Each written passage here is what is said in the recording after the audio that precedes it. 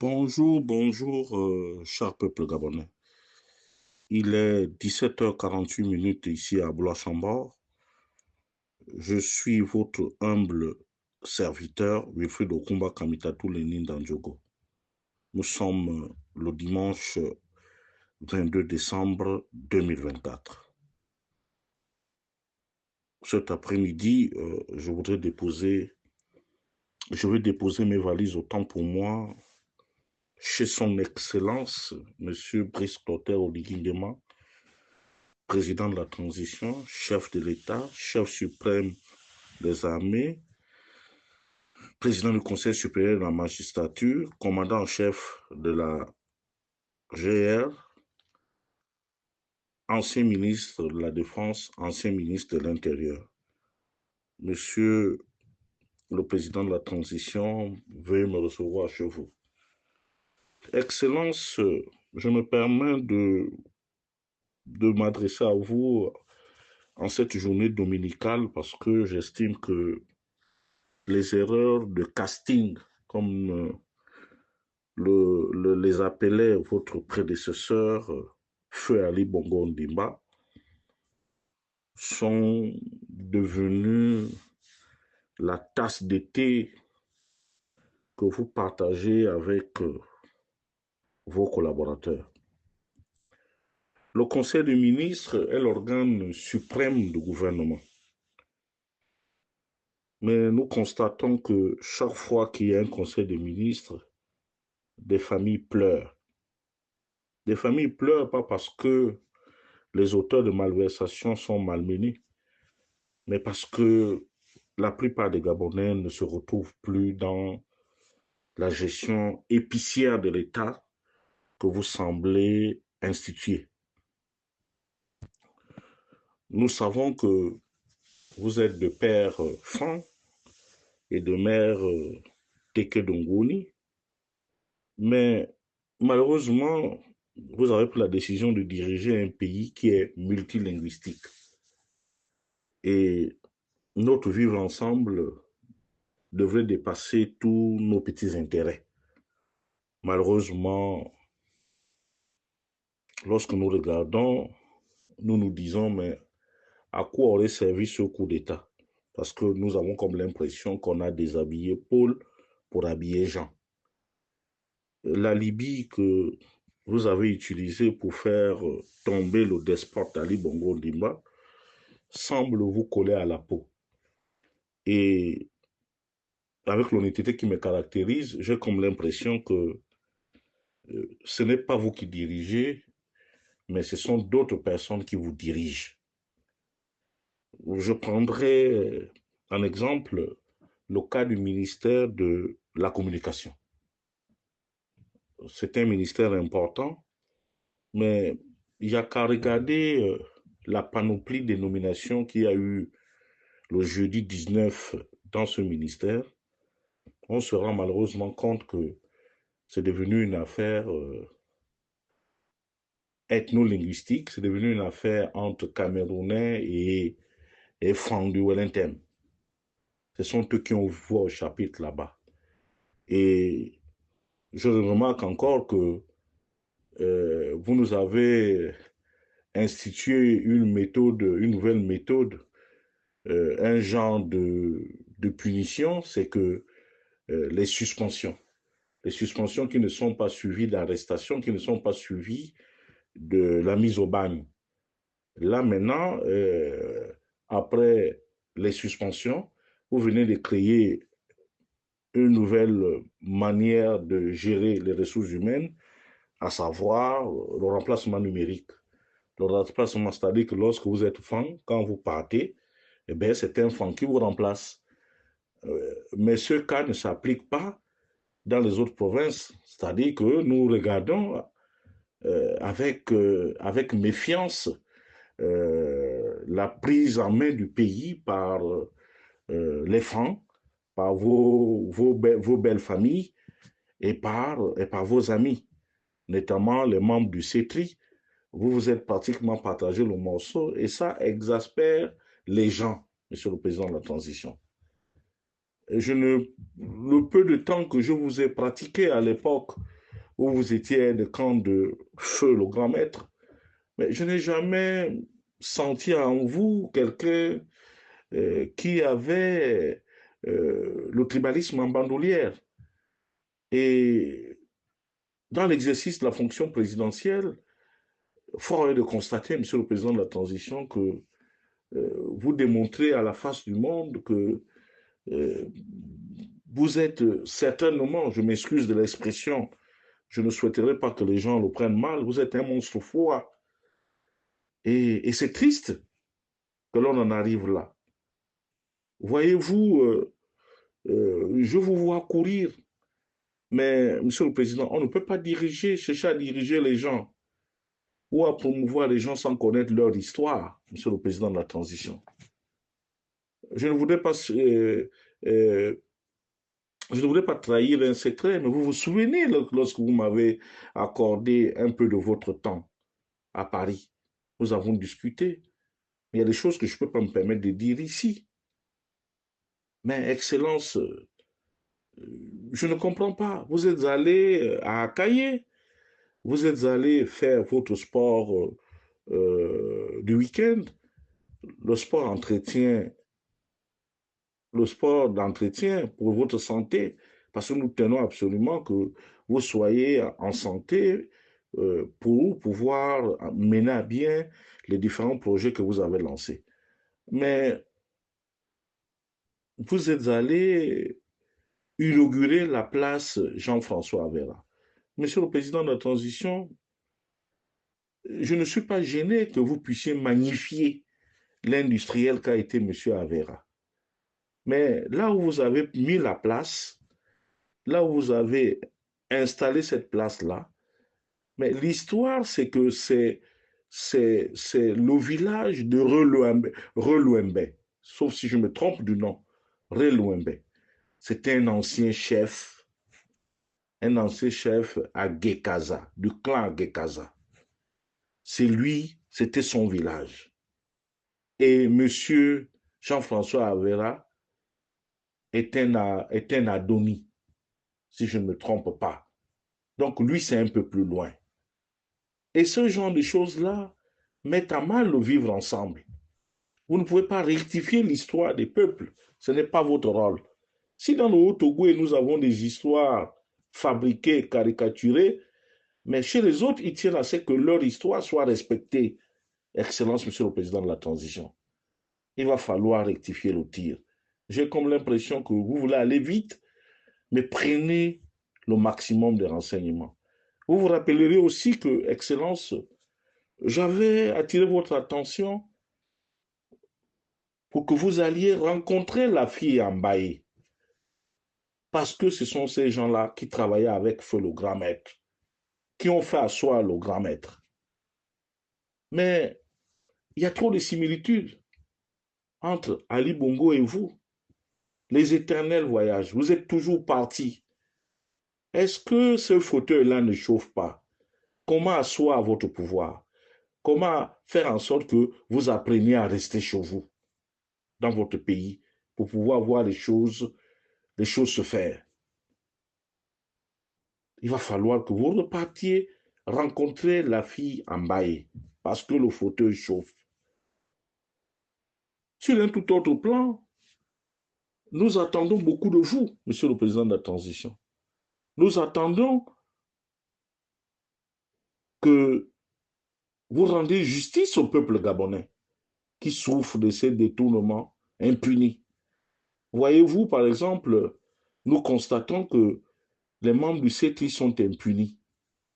Je reviendrai encore sur le cas patent de M. Maurice Ntosio Alogo, qui veut construire des maisons aux agents des eaux et forêts, ce qui est une très bonne chose. Mais la société adjudicataire qui a répondu à son appel d'offres est une société d'un sulfureux sénégalais au nom de Mbaye, la Sobamo, dont le siège est à Ngondje. Il y a quelques années, 10, 15 ans derrière, M. Mbaye s'était volatilisé du Gabon avec plus de 2 milliards qu'il avait soustrait frauduleusement au trésor public gabonais pour aller s'installer chez lui au Sénégal. Et sous votre imprimature, nous constatons que ce même monsieur revient sur le lieu du crime et ce dernier n'est pas inquiété. Mieux, l'affairisme semble gagner les forces de sécurité, ce qui est un danger non seulement pour les populations gabonaises, mais surtout un danger pour vous, parce que vous auriez du mal à renvoyer les uns et les autres dans les casernes, parce qu'ils ont pris goût de la politique, ils ont pris goût de l'argent facile. Et chaque jour, quand je me réveille, quand je vous vois à la télévision ou bien sur les réseaux sociaux où j'apprends que vous êtes en voyage, je me dis au moins il est encore vivant. Parce qu'autour de vous, les gens sont en train de travailler pour vous mettre en mal, pour mettre en mal vos familles, que ce soit paternelle, maternelle, ou bien vos amis, vos belles familles. Si aujourd'hui, M. Brice Clotaire Oligui, vous tombez, mais c'est un désastre, comme celui que vit les Bongo aujourd'hui, M. le Président de la Transition. Vous rigolez, vous marchez, je vous vois courir en t-shirt sans gilet pare-balles, mais vous croyez quoi, M. le Président de la Transition? Vous pensez que c'est déjà acquis?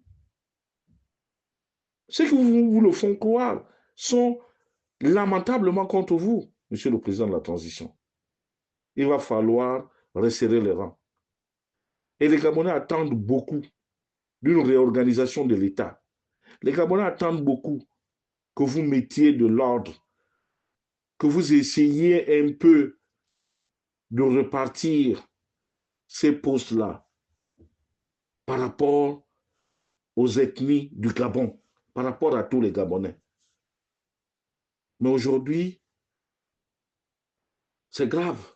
Je vous prendrai le cas, je reviens sur le cas du ministère de la Communication. Je n'ai rien contre l'aîné Edmond Okevele Kogo, qui des années durant a été président du Conseil économique et social, en a souffert, en a payé pour des raisons dont que j'ignore. Mais comment ça se fait-il qu'il est sénateur, enfin il est parlementaire, je ne sais pas s'il est au Sénat ou à l'Assemblée nationale, il se retrouve à être en même temps, en même temps nommé président du conseil d'administration de la Poste SA. Il y a quand même un problème. Manque-t-il des ressources humaines au niveau du Gabon? Il n'y a plus personne.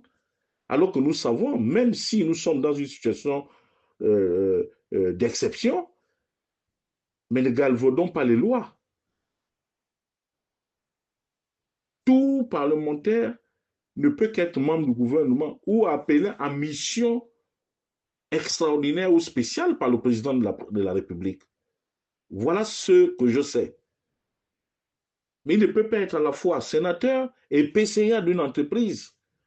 Et quand on regarde le PCA, le ministre Fang, PCA Fang, et directeur général Fang, et puis on prend une tête de Turc, Martin Piquet, on met là-dedans pour chercher à diluer.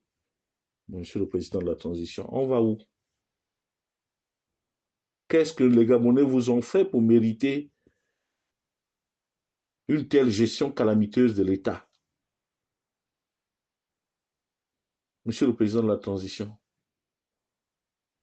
les Gabonais regardent. Si les Gabonais, dans leur ensemble, en 2023, ont banni les bongos, se sont détournés des bongos pour élire quelqu'un sans moyens, sans ressources, sans rien. Albert Rondosa, les Gabonais aussi peuvent se défaire de vous. Vous allez certainement utiliser la méthode faute pour vous faire élire. Là n'est pas le but du jeu. Vous avez tout dans les mains et tout dans la tête. Mais j'ai comme l'impression que le secrétariat, le secrétariat général du gouvernement, je ne sais pas si c'est comme ça qu'on appelle ça, le secrétariat du gouvernement, le secrétariat général du gouvernement, là où se trouve Kabongo, c'est un déluge. Il y a quand même la vérification qui est faite. On vous pose les problèmes. Mais là-bas, c'est devenu un marché. C'est devenu un endroit de business. J'ai comme l'impression. Parce que ce qu'on laisse comme nomination, ce qu'on laisse passer, nous avons comme l'impression qu'il y a une envie de nuire de la part du secrétaire général du gouvernement.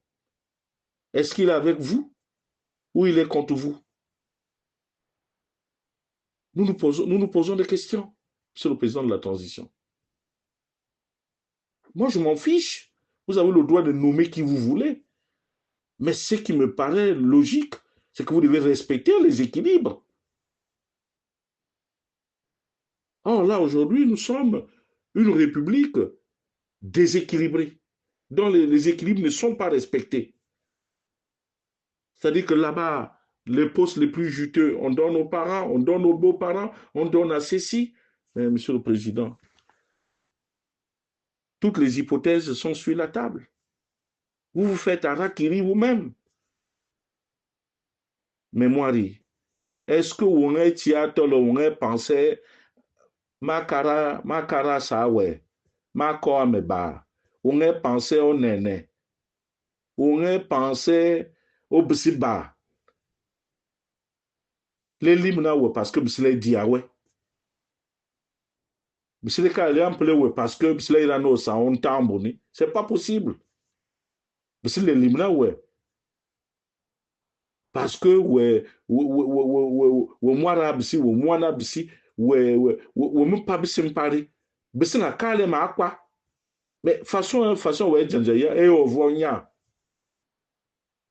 choma ba ma sawati wo ya ywa wo leku sans vérification wo ya ywa we bisi no me bisi le ma sawo ma bisi quoi ya au marché quoi ya au marché bala oui buno ya mpu aussi nyang wee tụọ njọ wee samame barma mono barma yusa ma fan ko na sajja on cha communauté à bar ma wo sa no pesa faut toujours demander. Nous sommes là. Oui, je suis certainement activiste comme vous pouvez le considérer, Monsieur le Président, mais rien ne m'empêche de réfléchir sur un projet, de réfléchir sur une thématique, et que si vous avez besoin d'un avis de ma part, je vous donne cet avis sans attendre une quelconque contribution. Mais moi, contribution, c'est la bonne marche de la gouvernance. Or là, nous attendons par exemple le ministère des Affaires sociales. Il y a eu un vol, il y a eu des détournements à la CNAMGES, des détournements de haut vol. Mais parce que le mari de Chambrier Audrey serait membre du CETRI, parce que Baro Chambrier est là. Non seulement la clinique Chambrier est devenue un mouroir, tue les Gabonais au vu au su de tout le monde, vous ne faites rien. Il y a une mise en danger de la population gabonaise, Monsieur le Président. Nous ne pouvons pas continuer à accepter cela. Et nous osons espérer que lorsque vous allez faire le remaniement, il faut en tenir compte, Monsieur le Président de la transition. On ne peut plus continuer comme ça. On ne peut plus continuer comme ça. Et je vous réitère encore ma position. Je suis réseauté, je suis très bien informé. Il y a quelque chose qui cloche. J'ai peur que cette transition ne puisse accoucher d'une autre transition. Parce que si vous tombez aujourd'hui sur le président de la transition, tout est remis en cause. Et il y a bien des raisons. Parce que vous avez personnalisé le pouvoir. Ce qui n'est pas bien. Vous n'avez pas besoin de ça. Vous êtes jeune. Le coup d'État, là, moi, j'ose croire que ça va aider nos enfants, ça va aider les parents. Mais à supposer que si vous êtes victime, vous aussi,